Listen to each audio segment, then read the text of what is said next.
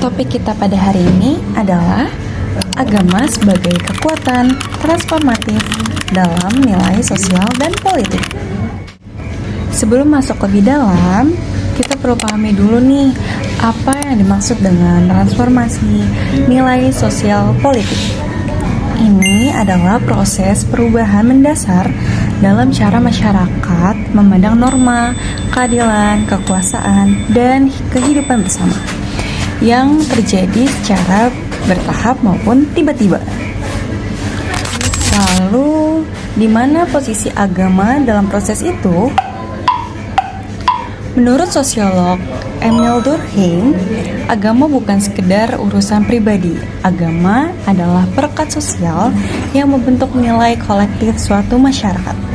Sementara, Max Weber dalam karyanya The Protestant Ethic and the Spirit of Capitalism menunjukkan bagaimana nilai-nilai agama, dalam hal ini etika Protestan, secara langsung mendorong transformasi sistem ekonomi dan politik di Eropa Barat. Artinya, agama punya kekuatan nyata dalam membentuk ulang tatanan masyarakat. Sekarang, mari kita lihat dari perspektif yang lebih kritis dan kontekstual, khususnya di Indonesia. Pertama, agama bisa menjadi kekuatan progresif dalam transformasi sosial politik.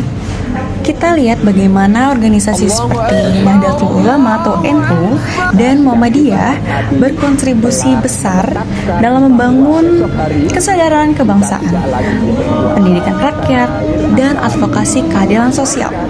Nilai-nilai seperti keadilan, musyawarah, dan amar ma'ruf nahi munkar menjadi landasan gerakan sosial yang positif.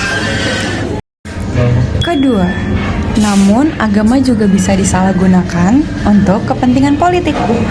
Fenomena politisasi agama atau yang dikenal sebagai politik identitas berbasis agama menjadi tantangan yang serius.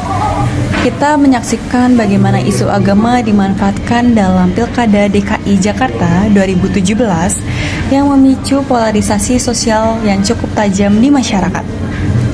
Penelitian dari Lembaga Ilmu Pengetahuan Indonesia atau LIPI menunjukkan bahwa politisasi agama dapat melemahkan kohesi sosial dan mengecam demokrasi substantif. Ketiga, kita juga perlu melihat kasus yang lebih luas. Contohnya di Iran. Revolusi Islam tahun 1979 menunjukkan bagaimana agama bisa menjadi dasar transformasi total sistem politik suatu negara. Di sisi lain, gerakan teologi pembebasan di Amerika Latin membuktikan bahwa agama bisa hadir sebagai suara kaum tertindas dan pendorong perubahan sosial yang inklusif. Lalu, apa analisis kritis saya? Saya berpandangan bahwa agama dan politik adalah dua entitas yang dalam realitasnya tidak bisa sepenuhnya dipisahkan, terutama di negara dengan masyarakat religius seperti Indonesia. Namun, yang harus dijaga adalah integritas agama itu sendiri. Ketika agama digunakan sebagai instrumen peraihan kekuasaan semata, maka nilai-nilai spiritual dan etnisnya terdegrasi menjadi alat manipulasi. Yang dibutuhkan adalah pendekatan agama sebagai etika publik, di mana nilai-nilai universal agama seperti keadilan, kesetaraan, dan kemanusiaan menjadi kompas moral dalam berpolitik, bukan sekedar simbol untuk mobilisasi massa. Sebagai penutup, saya ingin menegaskan 3 poin kesimpulan dari materi yang saya jelaskan.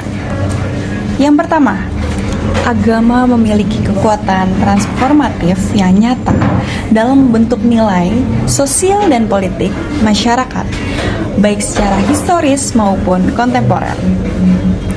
Kedua, transformasi yang dibawa agama bisa bersifat positif dan progresif, namun juga bisa destruktif jika dimanipulasi untuk kepentingan kelompok tertentu.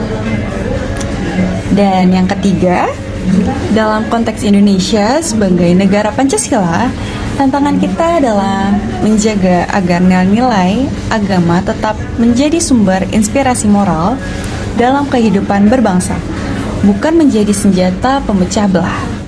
Seperti yang dikatakan Bung Hatta, beragama seperti garam, bukan seperti gincu. Terima kasih sudah menonton. Semoga video ini bermanfaat dan bisa jadi bahan refleksi kita bersama.